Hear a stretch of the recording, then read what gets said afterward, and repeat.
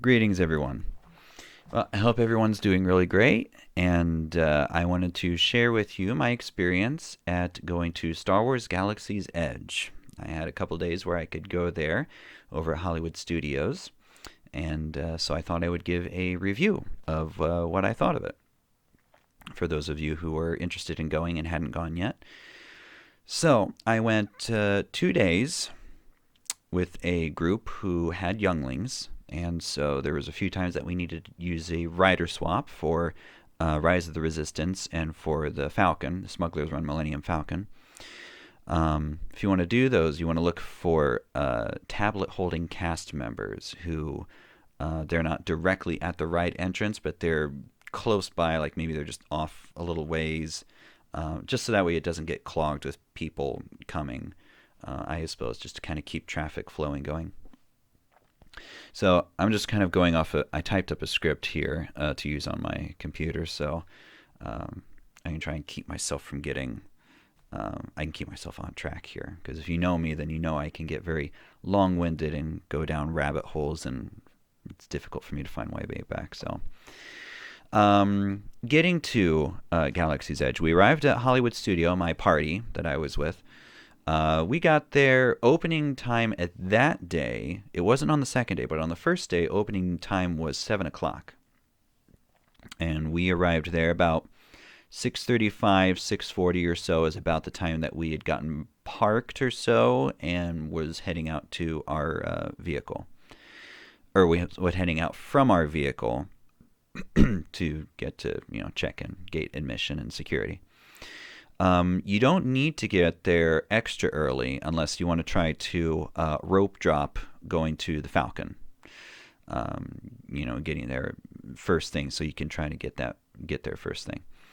Everybody else is probably going to try to do that too. So you either have to be really, really early, or just satisfied with waiting for a little while, because wait time can easily get to 180 minutes.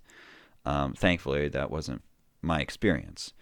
I don't think I have the capacity to wait 180 minutes for a single experience. There's too much to do. So I would, wait for a better time to do that. Now, our party on day one had fast passes to some Toy Story things first. And so that's what we did anyway. So we didn't rope drop the Falcon. But you don't have to get there super early. As far as Rise of the Resistance go, that's all been kind of changing up. I'll come back to that in a second. Now, as far as fast passes go, like I said, we had Toy Story stuff that our party was going to do. You can get your fast passes 60 days in advance if your party is staying at Disney property. So, when it comes to like minus 60 days and it's time to do it, like have all your devices ready. Have all your tablets, have all your phones, have everybody ready at day minus 60 at 7 a.m. to snag them all for what time you want, so that way you can just kind of craft your day. For those of you who want to really plan, to really get it planned out, or your party wants to have a pretty solid itinerary of what's going to happen, that's kind of the way to go. If you're just going there for a day and you're not really worried too much about maximizing the day, you're just kind of there to, hang out, maybe relax. I mean, maybe it seems kind of dumb to spend that much money just to sit there and relax a bit. But if you're not too bent out of shape, if you can't do everything, then you're okay. But if you really want to maximize the day and get as much as you can done, then that's kind of the way to go. But anyway, Rise of the Resistance. Now, I know that getting access to Rise of the Resistance has changed over time. I'm not going to chronicle those because I don't honestly know it, but I will share you my experience. Now, at the time of this video, it's been about 3 weeks since we were there, so it's a little bit later. Maybe it has been modified somewhat, but I will share with you what our experience was at that time. My phone, you use the app to secure a boarding pass. I have a Galaxy S7, so it's a few years old. And when we tried both on day one and day two, my phone didn't get the boarding pass. Like the button didn't pop up to try to get it. But happily, and maybe it was because someone else in the party, they have an iPhone 11. Somebody else in the party had already secured it, and maybe that's why mine just didn't get it. But then I could see that I was in a party. I saw what the boarding group was, what my party was, but my phone didn't get it. Somebody else has got it. So it's a good idea to make sure that you have something current. Maybe that helps with it. I don't know. I'm not going to be a technical advisor on that. I'm just sharing my experience. Um, but one thing you got to watch out for is if you have younglings in your party, like real younglings, like free admission younglings, okay, like ages 2 or younger. You're gonna have to click them off on that when you're getting your boarding pass. So you might say, "Why is this not going?" And then it's gonna tell you, "This person cannot share this experience. Please remove all." And so you're gonna have to check off any in your party who is too young. That's just gonna be an extra step to watch out for as you're trying to get your boarding pass. At least that's what was for us. I mean, and we got boarding group number 41, um, which is great, and that ended up calling us somewhere in midday, somewhere 12:30 ish or so. Um, and getting from the start of it, where we checked in, to being done with the ride was about the space of an hour. But I'll get into more detail as to how all of that went. It'll be it'll be a pretty specific review of just saying this is actually what happened. So I hope that doesn't disappoint anyone who wants to kind of be spoiler free. But if you want to be spoiler free, then you're probably not going to be doing a ton of watching and reviews and stuff like that. You're probably going to want to know what you're getting into. So I'm just going to tell you what happened as far as how the rides went. All right, day 1, the first day that we were there. The weather was rainy and cool. We knew that it was going to. We had been seeing in the weather forecast it was going to be pretty rainy that day.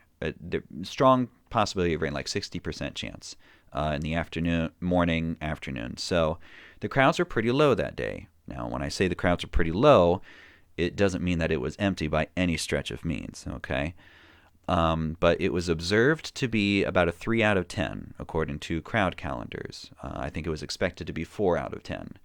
But again, it was kind of wet, so that made less than the diehard people choose to maybe hold off on that, perhaps. Lots of ponchos. There were lots of ponchos, and I kind of wish that we had them, but sadly the ponchos that we had purchased didn't really fit the younglings. It was oversized. It's plastic. It's oversized to fit, to be useful for anyone, but it just went straight to the ground. There was like this much material left over. Didn't like it, so it just didn't work out. But we really didn't get too soaked. We had an umbrella to keep with us, and there were different places that we could kind of hide out to keep dry. But anyway, day 1 was rainy and cool, lower crowds. I had wanted to bring my lightsaber into the park on day 1. I might have. I'm kind of, because it was damp, it was a little rainy. I am kind of glad that I didn't wear it that morning. But I asked on the website. I had submitted a question asking, "Hey, is it okay if I bring my lightsaber into the park?" Because I wasn't Galaxy's Edge because that hadn't been built yet. The previous experience I'd had at Disney was, would it be okay for me to bring my lightsaber into the park? I'm just in general. And at that time they said no, because of our policy of, no weapons allowed or things that can be mistaken for a weapon. For safety's sake, you better not try to bring it into the park. And that's what they had said at that time. But this year, when I asked if I could bring my lightsaber in there, and they said, yeah, it should be fine. Now, some in my party doubted that was actually the case, just in case whoever was in customer service or responding to online inquiries was not in agreement with security. And so they said, you better just leave it in the vehicle. because we don't want to be. You have to be in the park if you're going to get be in Rise of the Resistance. You have to be there. You can't just reserve it for a bunch of people. You have to be there. And we didn't want to risk me having to be sent back to my vehicle in a big parking lot. Really, we weren't too far back. We were only like maybe 10-ish rows back, which really isn't that bad, in the parking lot. But we didn't want to risk me missing a boarding pass. So I chose to leave my lightsaber in the vehicle the first day, which again was okay because it was pretty wet out and I wouldn't have wanted it to be damaged by rain. Where am I? Okay. So, but yes, lightsabers are allowed in the park, and people did have them, and later I would have mine, and they noticed. They noticed my Vader's Vault hero. Now, we did have dinner reservations later that first day at a different Disney location, and so when we came back, I brought in my lightsaber. The rain was over for the day. It wasn't going to rain for the rest of the evening, so I brought my lightsaber hilt to wear, although I had forgotten my blade retention screw in our stuff that was packed in our room at the property, so I could only wear it. I couldn't use the blade or turn it on. Well, I could have turned it on, but nobody would have seen it. So anyway, now day 2, it was much warmer and it was dry. That first day was the only day of rain that we had, so it was good for being in first week of February in Florida. So, but that day, the crowds were expected to be 3 out of 10, and it was more like 6 or 7 out of 10. So that was really disappointing because the planning portion of our party had chosen that first week of February because of the low predicted crowds. The crowd calendars that you actually pay for, with the algorithms and it's their job, So we were pretty disappointed with that for the second day of Hollywood Studios. But at least the first day, it was still a successful day. We got through our stuff, and we were able to do a lot. So we did have a successful day. All right, now, Galaxy's Edge, more specific details, what you were probably hoping for, or what you've been waiting for. Now, Batuu by itself is very awesome looking. It's a whole other world. If you're going in through the...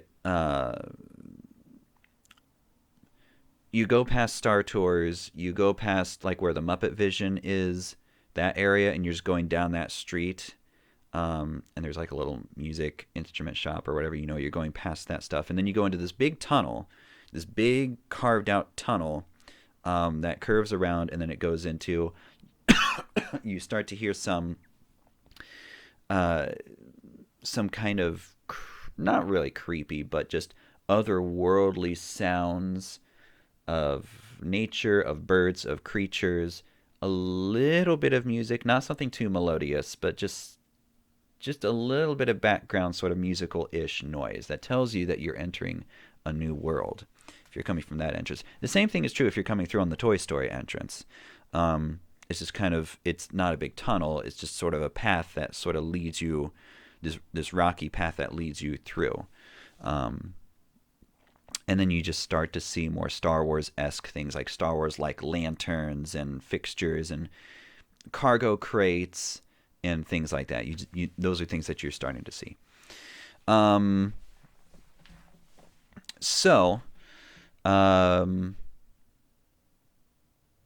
It's got a great... The town has a really cool spaceport vibe. Yeah, that's kind of the point. But it just looks like you would expect out of a Star Wars planet. It's very, very immersive. You just feel like you're at the Star Wars planet. And it's like you would expect at any Disney theme park. There's lots of detail. Everything is crafted to such minutia that people will take notice of it. There's Arabesh all over the place, which I can read slowly. I can write Arabesh faster than I can read it. So especially if it's, of places and words that names that I'm not familiar with, then it takes me a lot longer to figure it out. But you see the word caution a lot. That's one thing that you see. But anyway, so there's Arabesh text all over the place. You see the Falcon there, of course, is docked. There's an X-wing there. You see an A-wing, and you can get pictures by these different places. Like those PhotoPass pictures for those who are staying on resort, or you have your magic bands and stuff like that. So you can do that. You can get pictures of doing that thing. And I did get one picture with me and my lightsaber in front of the Falcon. That was pretty cool. I was like waiting there forever because there's like people behind us, and I was in a pose, and the guy he was taking his time. He wanted to get it right, so I'm just there forever, and my legs are burning. Just standing there for a couple minutes waiting for him to get the right shot, and he'd be like, okay, now tweak your saber over this way, and maybe twist your head that way. So it was good. He wanted to make sure that I had a good experience because I was going for it. So I really appreciated that. You can see Rey and Chewie around at some points. Rey was working at the X-wing, or Chewie was there at the X-wing, so you can see them there. I saw Chewie walking around. He went into the spaceport, or he went off into like where the cast members go, backstage, if you will, into cast members only areas. Kylo Ren was there, and he and the officer have a skit that happens every once in a while of Kylo Ren saying things like, "There's a spy here in this spaceport. Why haven't you found?" I don't remember what he says, but he's going off on the officer and stuff like that. Like, "You are relieved of command." Yeah, whatever. I don't really. I haven't tried doing a Kylo Ren impersonation with the mask on, so you have to forgive me on that one.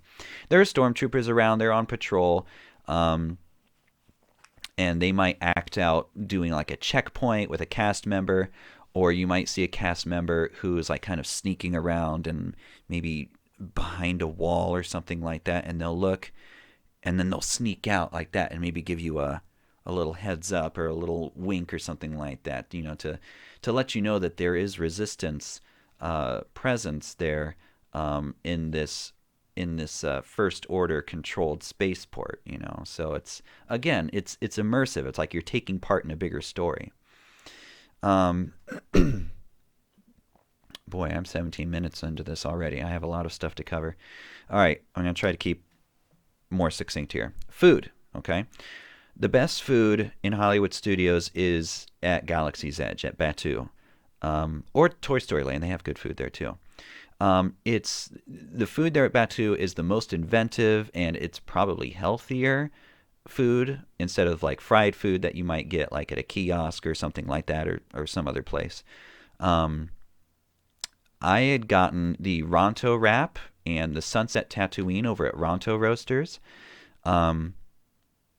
It was really yummy. It was like there was some meat, There's like a chicken there with like a pork sausage and a coleslaw with kind of a spicy, maybe not chipotle, but some sort of spicy, creamy sauce that was with it, and wrapped up in a pita bread. And that was good. That was a really neat little snack there. I think it's a snack. Maybe it's an entree. I don't remember. For food plan people, I don't remember.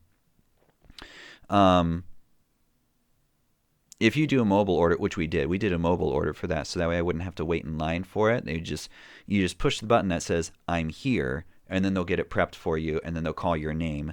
And so you'll have already ordered it, so you didn't have to stand in line. You'll just wait for your mobile order pickup. And I got the, did I say what the drink was? Oh yeah, the Tatooine Sunset. It was like a lemonade, an iced tea. It's like an Arnold Palmer with a couple other fruit flavors in there, like blueberry or cranberry or something like that. A lot of the non-alcoholic concoctions are that way. The specialty drinks, they're like that, where it's something really fruity, maybe a mixture of different juices, something like that. Now at Docking Bay 7, I had the roasted Andorian chicken salad, a Batuu bon, and moof juice. And the Andorian chicken salad was probably one of the best entrees that I had in my Disney stay, except for like the really good sit down dinners, the table service ones that our party did. But probably favorite food that I had at Batu was this one. So the chicken salad it's marinated chicken. It was so good. I'm serious. Marinated chicken with mixed greens, roasted veggies, quinoa, pumpkin seeds, and a green curry ranch to just give it a nice creamy getting it put together. It was so good, guys. I'm telling you, it was delicious. The Batu Bon was a chocolate cake with a white chocolate mousse and coffee custard. And it was good. It was good. It was neat. And the moof juice is again just kind of a fruity thing. So it was tasty. Um, Very very yummy. It was great. I did have green milk. I chose to do the green milk. It has an interesting subtle citrus flavor. It feels like the texture of it is like a thick, cold yogurt slushy. I don't really know how else to describe it, but that's what it was because it's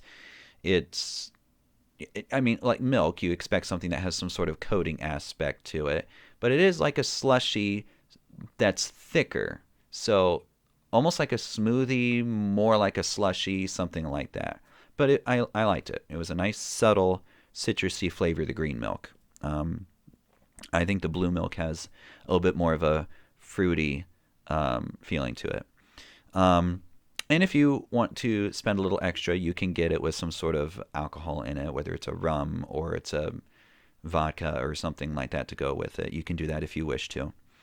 Um, Oga's Canteen, which you need reservation because it's limited room for there.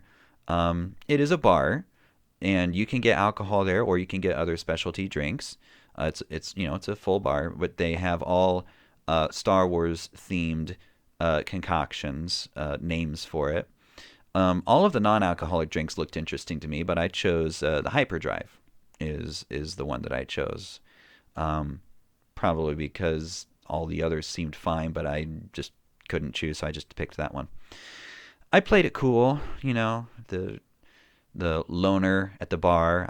I put my lightsaber onto the onto the light up bar, and the light shines up through your drink if you have it sitting there. And they have a coaster that puts on there with Arabesh around it.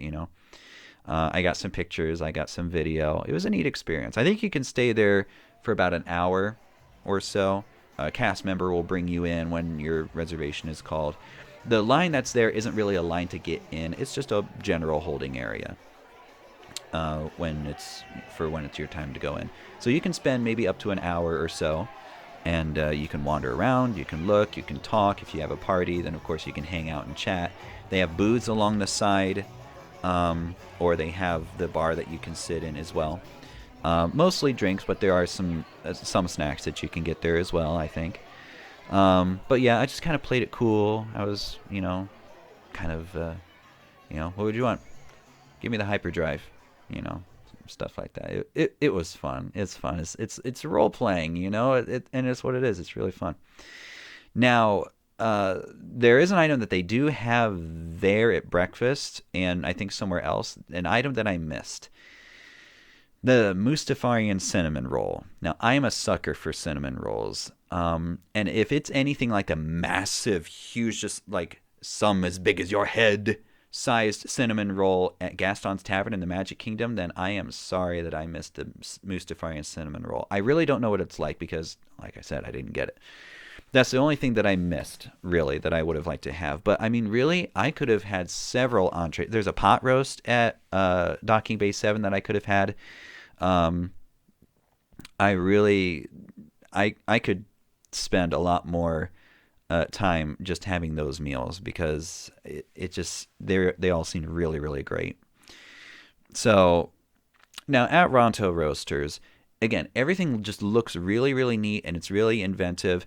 There's this, but at Ronto Roasters, it is pretty loud. There's this really loud hissing sound, and when you look there, it's how like if you get like lamb at some place like a Mediterranean place, how it's like on a spit or something and it like turns around and there's the heaters like the glowing orange heaters and it's doing like that and then they can just shave off the lamb for your gyro or something like that. Well, they had this big pod engine that was there, and the idea is that the pod engine was cooking just this big meat, this big Ronto, and Ronto is a big animal. And so that's kind of the idea that I have, but it is loud. That is one thing I will say about that. It is pretty loud in there. So you may want to grab your Ronto wrap to go and maybe just sit over somewhere else in some other seating to enjoy it, maybe with a little bit quieter, as quiet as you can get it at Galaxy's Edge in Disney World,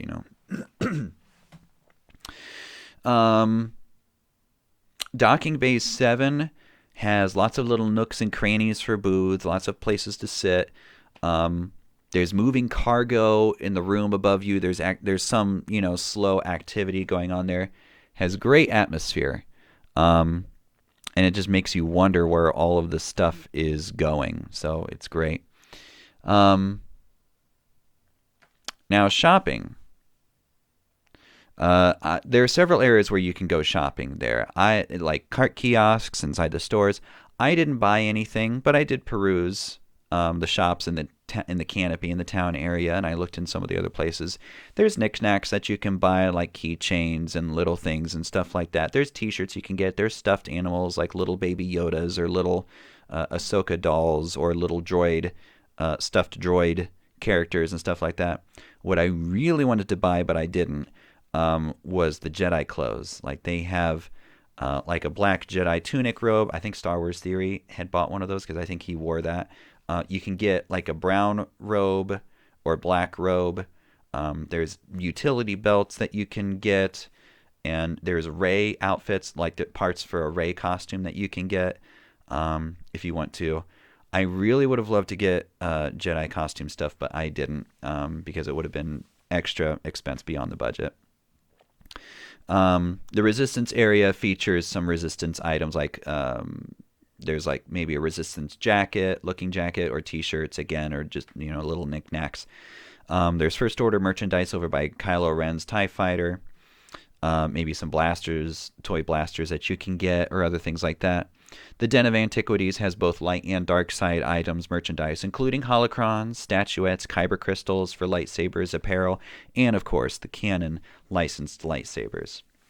I passed on the build a lightsaber or build a droid experience. Main reason is because, well, again, it's extra expense to do those, but I already have an app-controlled Sphero BB-8 droid. I got that for Christmas a few years ago. And I have my Vader's Vault Hero lightsaber, which, in my opinion, is infinitely better than a licensed lightsaber. I've seen a Mace Windu lightsaber. I've held one. I've seen that used before.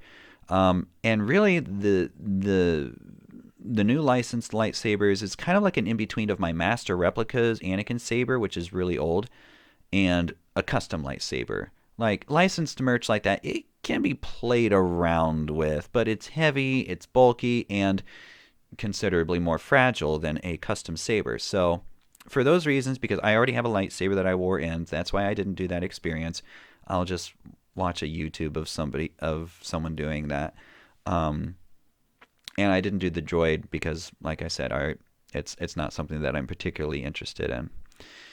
Okay, I think my battery should be okay. All right, now this is the part that you've probably really been interested in, the rides. Okay, what is it like? Now let me quickly, before I get to the Galaxy's Edge specifically rides, let me just mention Star Tours because it's still in Hollywood Studios. Star Tours has changed to a single experience to reflect the Rise of Skywalker adventure, which is still fun. It's still really neat. It always has. Star Tours has always been fun. But Vader has been replaced with Kylo Ren. So instead of Vader being there on that platform when you're coming up and your transport's getting ready to launch and saying halt, with the stormtroopers, it's Kylo Ren who's been replaced with that. And so like when he grabs you and he's doing like, stuff like that and making you go around before R2 and 3PO pull the blasters out, and then you shoot and you kick back and then you go out like that. Um, so it's Kylo Ren now with First Order stormtroopers. Don't be a fool, is what he's going like that. Um, so you go into hyperdrive and you get to the planet Endor, not the moon of Endor, the planet Endor, and you crash into the water, and you kind of fly your way through the Death Star 2 wreckage. You're in the water, you get caught by a Dianoga, you escape that, and then you hyperdrive into the Battle of Exegol, which is, again, really neat to see that. And you kind of get to take part in that a little bit as well. Now, the only thing is, I'm sad that Star Tours really doesn't randomize to different planets anymore, because I remember you used to be able to go to Hoth, you could go to Tatooine and like see the pod races. I thought you could go to Coruscant and try to, like, you're in the chasing down of Zam Wessel's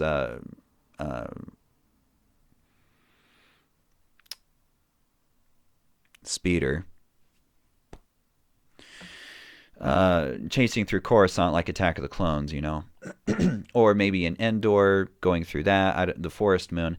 I remember that there was different experiences that you could do when they reopened it, and it was all revamped. So I'm really sad that all of that is gone, and I went 2 different times. I went on both days that we went to Hollywood Studios, and it was the same experience. So that part makes me sad, because it kind of defeats the whole idea. I mean, maybe they'll change it back to once Rise of Skywalker, once that people haven't experienced that, maybe for a few more months they'll go back to getting all the experiences in there. They just wanted to really highlight Rise of Skywalker and really, really push that to make you want to go see the film again if it was still in a theater or whatever. So I do hope that they do change that back, and maybe someone will comment that they have, and I'll be happy to hear that. All right, Smuggler's Run, Millennium Falcon. My wait time was maybe 30-ish minutes, maybe a little bit more than that, late at night. It was probably a little bit more than that. It was probably closer to 40 minutes, maybe more than that. It was late at night, with a party on day 1. I don't know what the wait time is like for single rider. I didn't have the opportunity to do that. I was with a party. And the second day, I think, was about 15 minutes or so with a party, day 2, in the morning. On the second day we were there, we did decide to try and rope drop it with me and my party. And because of the anticipation of it, that people are going to want to try and do that first thing, it took a really long time of just going with the crowd, getting into Galaxy's Edge, and then having the people just start to thin out the line to make it more single file eventually, as you're just kind of with the crowd, just this huge sea of faces. It's like the Exodus from Egypt. It's just this just thousands of people that you're just in this crowd with, hoping that you don't get separated from your party. And so they worm you around, and we were kind of going in and out of Toy Story Land before we finally got looped around in towards the Falcon. So, but really, the wait time was maybe about 50 minutes or so total. Which is good because, Falcon can be 180 minutes for the standby wait time. And I just don't think I have the patience for that. Not when there's other things to do. Now, when you get inside in the cargo repair area, you can hear comm chatter between characters about what's not getting hauled. Everything is perfectly legal. Hondo erupts a couple of times to clarify a few things. We are a legitimate operation, and nothing here is illegal. That would be illegal, of course. So you've got Hondo in there, and it's comical. It's kind of funny. And, they're kind of arguing with each other once in a while, so it's fun. Like, there's this big engine that's there, and sometimes they try to start it up, and it breaks down, and then the guy's complaining. It's like, it's fun. It's really fun. Most of the Aurebesh inside reads caution, like I said earlier. So, or it's like randomly assigned letters like B or D on a bulkhead somewhere, so It might mean something. It probably doesn't. Um, Now, when you're ready to actually get on the ride, Hondo will brief you. There'll be some video playback in windows farther back. You'll see Chewie, like you'll see the Falcon coming in. You'll see Chewie. He's on the comm, and he's like, "But this was our agreement. We used the Falcon for our perfectly legitimate shipping business, and in return, I helped the Resistance with much needed supplies." So Hondo is kind of milking it.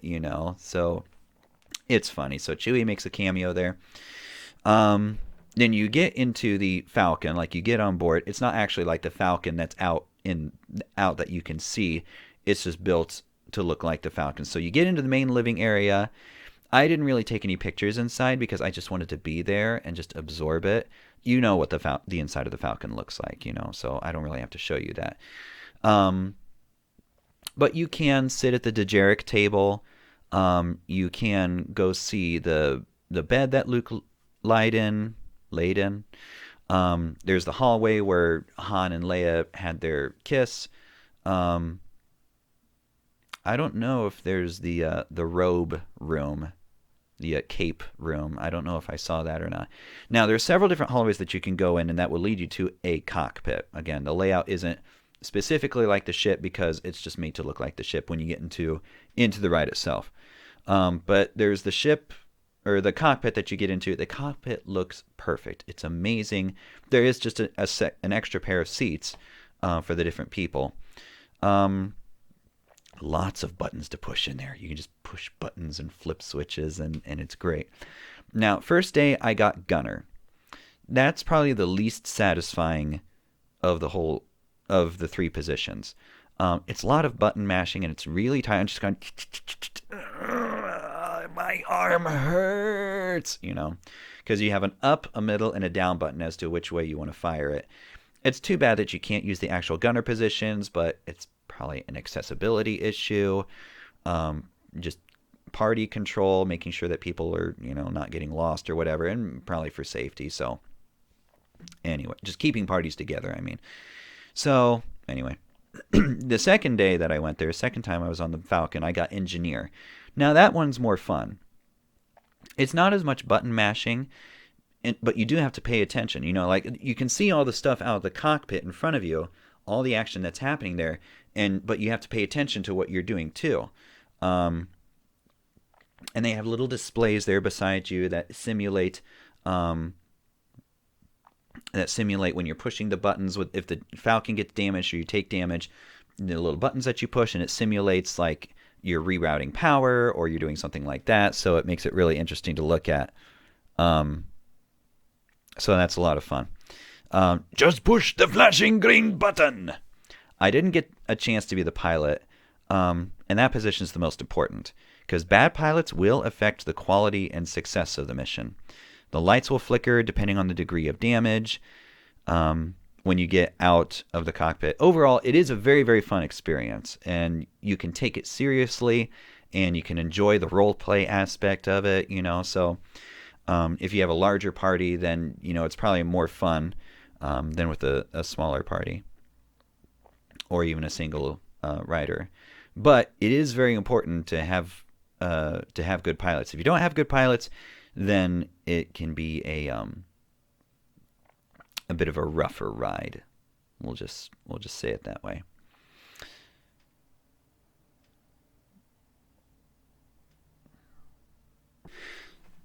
My battery was running lower, so I had to get my charger to get that going. Okay, so Rise of the Resistance. Very immersive experience and a very lengthy experience. You get your boarding pass, and you'll get a notification when your boarding group is ready, and you'll get a deadline for entry, like say show up at such and such a time or show up by this point. We did a rider swap the first day because, like I said, we had younglings in our party. There was a 5-year-old who had not seen any Star Wars movies yet, but he knew some different characters, and he had seen Star Wars books. maybe some of those little Star Wars Kids clips. But aside from that, he hasn't really sat down and watched through any of the movies yet. He's only 5 years old. So he's familiar with stuff, but the whole thing was a bit intense for him, and so he really wasn't keen on doing it on day two. So we did a rider swap for day one, but we chose not. He chose not to do that for day two. So the boarding groups, it keeps the waiting outside in the line because there's a lot of back and forth, like for waiting in a line. There is some of that out there, in the outside, but I really didn't get into any of that. I didn't have any real wait until we got to more towards inside, like into the cavern area where you're starting to get inside. Um, it reminded me a lot of the Yavin 4 base when you get inside of there. There's power cables that are attached to the walls and the ceiling, and little light diodes showing, just kind of atmospheric lighting. There's stacks of supply crates. There's some computer readouts. There's lockers filled with weapons or flight gear, etc. One helmet read "Rebel Scum" in Arabesh. So that was kind of amusing, I thought.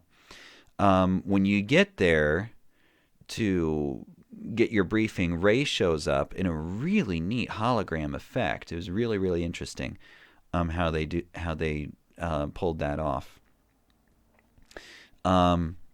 Poe and Finn will show up in video cameos throughout the experience. Now the door opens up, and you are led by cast members into this transport. You go by Poe Dameron's X-Wing, his black leader X-Wing, the black and orange one.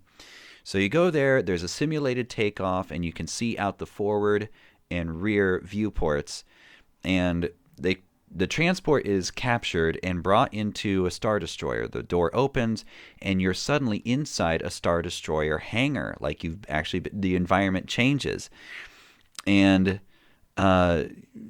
there's First Order cast members who order you to disembark, and you follow down the hallway as prisoners. The set designs are huge. You're inside of this big hangar. I mean, it's maybe not as huge as what you might see in the film, but it's a big hangar. There's stormtroopers stationed in the docking bay. There's like a TIE fighter docked there, or a shuttle docked there, or something like that. So you can look around and take pictures as you're in there, but then you follow down a hallway towards the detention center, and so you're waiting in line for the second portion of the ride. So it simulates really the feeling of being captured as a prisoner.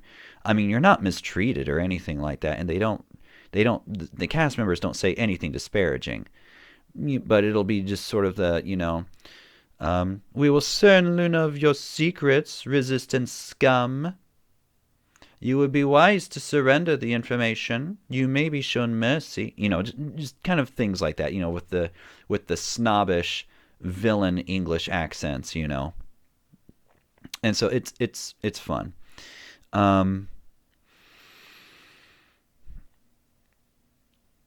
So they say that you're being held for processing and for interrogation. You're ordered where to stand, where to go, and a group of you is taken into an interrogation room.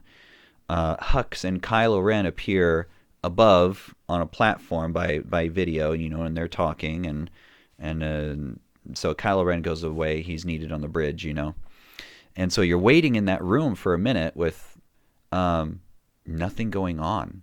You're just kind of standing there waiting, and that's part of the fun of that's part of what makes the experience feel maybe a little bit more authentic.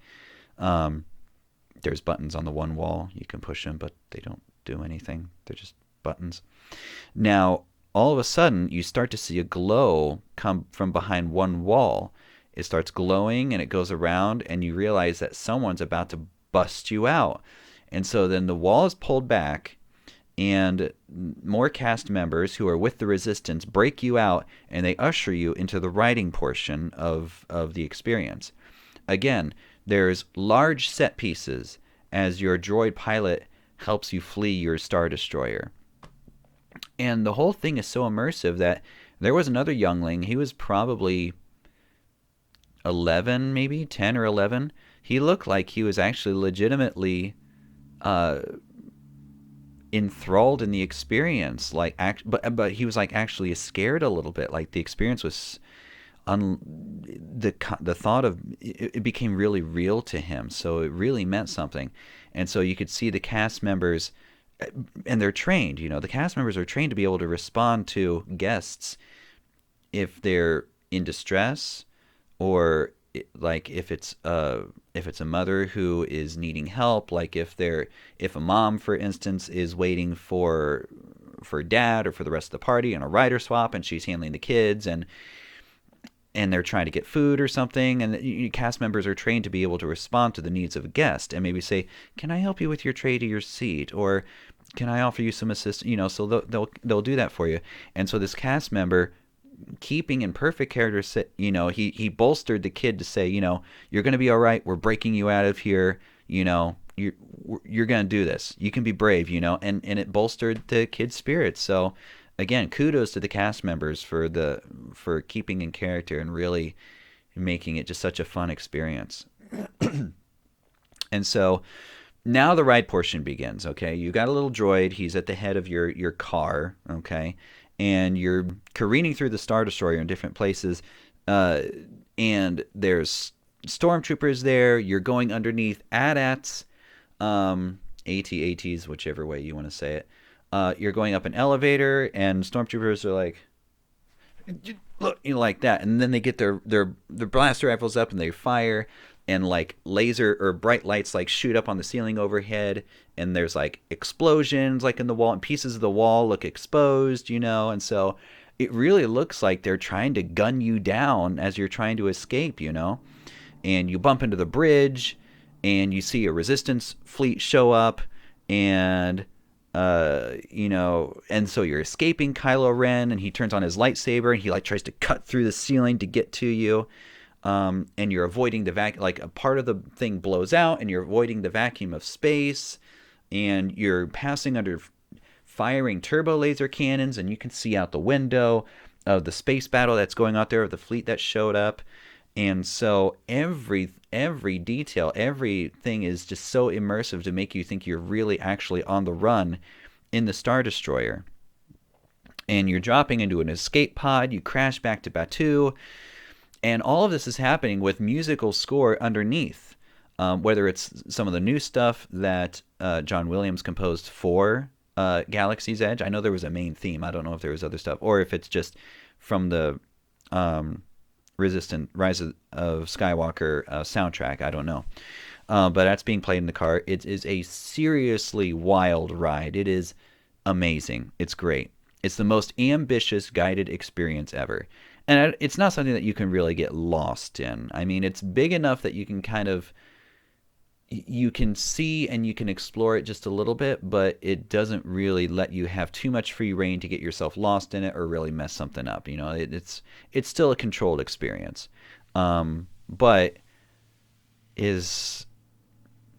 it makes you believe that you're part of the story, and that's kind of the whole point. The whole point of Disney is to join in the adventures of your friends, the people whom you've come to know and appreciate and care for. You join in their adventures, or they invite you to join them in their adventures. It makes it a personal experience. So that's part of the fun of Disney experiences. So that's Rise of the Resistance. Now at night, people will have their lightsabers out and glowing. Some of them are from Savvy's workshop. Some of them might be custom sabers. I know that there are saber meetups, like Vader's Vault will have saber meetups, or maybe other groups will as well. I don't know when the next one is.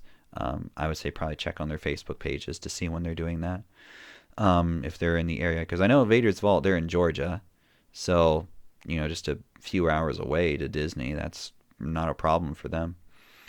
Um, so I had several people ask me about my lightsaber, my Vader's Vault Hero, and boy, it felt good. Because like, dude, where'd you get that from? Is that from here? No, this is a custom saber, And so I told them about it and stuff like that, and they really enjoyed it. It was just neat to kind of connect to people in that just a small little passing way, just a small little thing. So walking around with my saber on my belt was a very satisfying experience, and having it lit and carrying it around Batuu was also a very satisfying experience. I would love to, and there are people who are dressed in Jedi or Sith or just sort of generic pilot Star Wars-ish clothes and costumes. Maybe they were wearing their lightsabers, or their newly purchased one was slung around their back in its carrying case. But I would just love to have time to sit there and just people watch and just absorb the place. I mean, I did a little bit, but just to really be there and absorb it. And to go back for the food. I mean, seriously, the food is delicious. I can't even say. And I still have to have an opportunity to be a pilot in the Falcon. Just the idea of pulling that hyperdrive lever, seriously, and actually piloting, to have a good experience on that one. But anyway, so that is my very long. I'm sorry that it's so long. I hope that you stayed with me for it. That is my long review of Star Wars Galaxy's Edge. I hope it was informative for you, of just sort of our experience. And again, it was 3 years. It was 3 weeks ago from the timing of when this video is being recorded. It was the first week of February when we went. So some things may change, specifically with Rise of the Resistance. They may change the boarding passes. I do hope that Star Tours gets more of the other experiences in, because everything is really Batuu. It takes place. Everything takes place in the time of the Resistance, in the time of episodes 7, 8, and 9. So there really isn't any Imperial references. There's no Rebel Alliance. Of course, there's no Republic. There's no Clone Wars. There's no anything like that. But everything is very Resistance focused. Which is fine. I mean, Batuu is it's a singular instance of Star Wars. I know that Star Wars Theory has said that he wishes that it was more inclusive of all the different eras. And I have thoughts of my thoughts that I would like to see in a more expanded Galaxy's Edge, of a more era inclusive, goodness, makes me sound so PC. Just to have a more overarching experience of different places that we'd like to see in Star Wars. And I may record some of my thoughts on that, just kind of my dream list of what may happen. It would be fun to theorize or fanfic that, if you will. I guess it wouldn't be a fan. Okay, I'm done. I'm done now. Sorry. I hope you all enjoyed. I'm just rambling at this point, but I hope it was informative for you. And as always, may the Force be with you.